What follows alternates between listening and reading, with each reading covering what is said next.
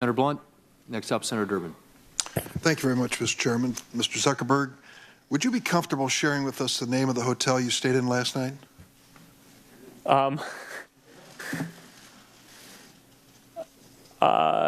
No. If you've messaged anybody this week, would you share with us the names of the people you've messaged?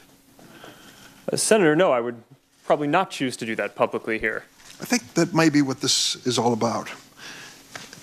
Your right to privacy, the limits of your right to privacy, and how much you give away in modern America in the name of, quote, connecting people around the world. A question basically of what information Facebook's collecting, who they're sending it to, and whether they ever asked me in advance my permission to do that. Is that a fair thing for a user of Facebook to expect? Yes, Senator. I think everyone should have control over how their information is used. And as we've talked about in some of the other questions, I think that is laid out in some of the documents. But more importantly, you want to give people control in the product itself. So the most important way that this happens across our services is that every day people come to our services to choose to share photos or send messages. And every single time they choose to share something, they have a control right there about who they want to share it with. But that level of control is extremely important. They certainly know within the Facebook pages who their friends are, but they may not know, as has happened, and you've conceded this point in the past, that sometimes that information is going way beyond their friends, and sometimes people have made money off of sharing that information. Correct? Senator, you're referring, I think, to our developer platform, and it may be useful for me to give some background on how we set that up, if that's useful. I have 3 minutes left, so maybe you can do that for the record, because I have a couple of the questions I'd like to ask. You have recently announced something that is called Messenger Kids. Facebook created an app allowing kids between the ages of 6 and 12 to send video and text messages through Facebook as an extension of their parents' account.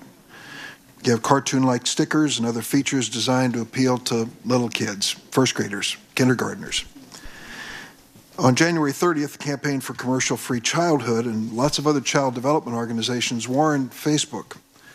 They pointed to a wealth of research demonstrating that excessive use of digital devices and social media is harmful to kids, and argued that young children simply are not ready to handle social media accounts at age 6.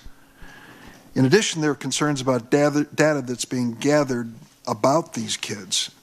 Now, there are certain limits in the law, we know. There's the Children's Online Privacy Protection Act.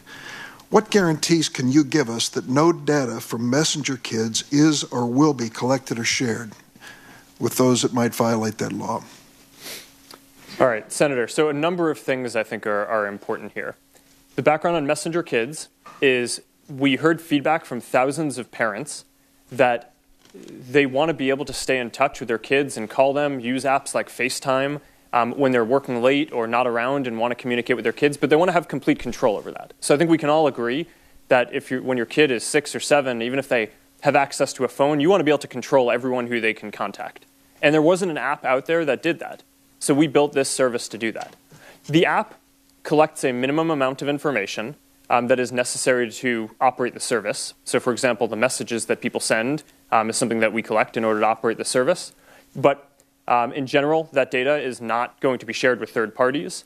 It is not connected to the broader Facebook experience. Excuse me, as a lawyer, I picked up on that word in general, the phrase in general.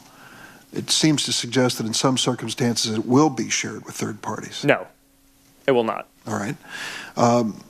Would you be open to the idea that someone having reached adult age, having grown up with Messenger Kids, should be allowed to delete the data that you've collected? Senator, yes. As a matter of fact, when you become 13, which is our legal limit, or limiter, we don't allow people under the age of 13 to use Facebook, you don't automatically go from having a Messenger Kids account to a Facebook account. You have to start over and get a Facebook account. So I think it's a good idea to consider making sure that all that information is deleted, and in general, people are going to be starting over when they get their Facebook or other accounts. I'll close because I just have a few seconds. Illinois has a Biometric Information Privacy Act. our state does, which is to regulate the commercial use of facial, voice, finger, and iris scans and the like. We're now in a fulsome debate on that, and I'm afraid Facebook has come down to the position trying to carve out exceptions to that. I hope you'll fill me in on how that is consistent with protecting privacy. Thank you. Thank you, Senator Durbin. Senator Cornyn. Thank you, Mr. Zuckerberg, for being here. I know up until 2014, the mantra or motto of Facebook was move fast and break things. Is that correct? I don't know when we changed it, but the mantra is currently move fast with stable infrastructure, which is a much less sexy mantra. Sounds much more boring, but my question is, during the time that it was Facebook's mantra or motto to move fast and break things, do you think some of the misjudgments, perhaps mistakes that you've admitted to here were as a result of that culture or that attitude, particularly as regards to personal privacy of the information of your subscribers? Senator, I do think that we made mistakes because of that, but the broadest mistakes that we made here are not taking a broad enough view of our responsibility. And that wasn't a matter. The move fast cultural value is more tactical around whether engineers can ship things and different ways that we operate. But I think the big mistake that we've made looking back on this is viewing our responsibility as just building tools rather than viewing our whole responsibility as making sure that those tools are used for good. Well, and I appreciate that, because previously or early in the past, we've been told that platforms like Facebook, Twitter, Instagram, and the like are neutral platforms, and the people who own and run those for profit, and I'm not criticizing doing something for profit in this country, but they bore no responsibility for the content. You agree now that Facebook and other social media platforms are not neutral platforms, but bear some responsibility for the content. I agree that we're responsible for the content.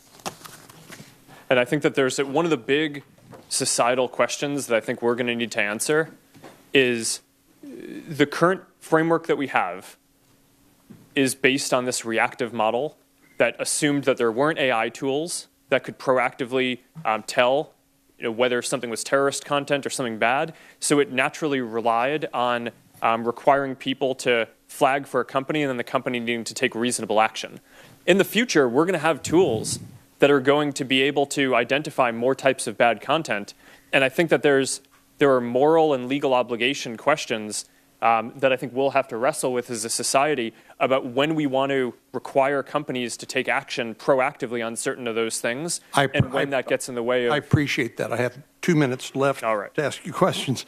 So you interestingly, the terms of what do you call it? The terms of service is a legal document which discloses to your subscribers how their information is going to be used, how Facebook is going to operate. And but you concede that you doubt everybody reads or understands that legalese, those terms of service. So is that to suggest that the consent that people give subject to that terms of service is not informed consent? In other words, they may not read it, and even if they read it, they may not understand it? I just think we have a broader responsibility than what the law requires. So I appreciate that. What I'm asking about in terms of what your subscribers understand in terms of how their data is going to be used. But let me go to the terms of service. Under paragraph number 2, you say you own all of the content and information you post on Facebook. That's what you've told us here today a number of times. So if I choose to terminate my Facebook account, can I bar Facebook or any third parties from using the data that I had previously supplied for any purpose whatsoever? Yes, Senator. If you delete your account, we should get rid of all of your information. You should, or we do. Do you? We do. How about third parties that you have contracted with to use some of that underlying information, perhaps to target advertising for themselves. You can't. Do you claw back that information as well, or does that remain in their custody? Well, Senator, this is actually a very important question, and I'm glad you brought this up because there's a very common misperception about Facebook that we sell data to advertisers. And we do not sell data to advertisers. Well, we don't sell data you clearly to rent it. What we allow is for advertisers to tell us who they want to reach, and then we do the placement. So if an advertiser comes to us and says, all right, I'm a ski shop and I want to sell skis to women, then we might have some sense because people shared skiing-related content or said they were interested in that. They shared whether they're a woman, and then we can show the ads to the right people without that data ever changing hands and going to the advertiser. That's a very fundamental part of how our model works and something that is often misunderstood, so I appreciate that you brought that up. Thank you, Senator Cornyn. We had indicated earlier on that we would take a couple of breaks, give our witness an opportunity, and I think we've been going now for just under 2 hours. So I think what we'll do is we can do a few more. Zuckerberg, are you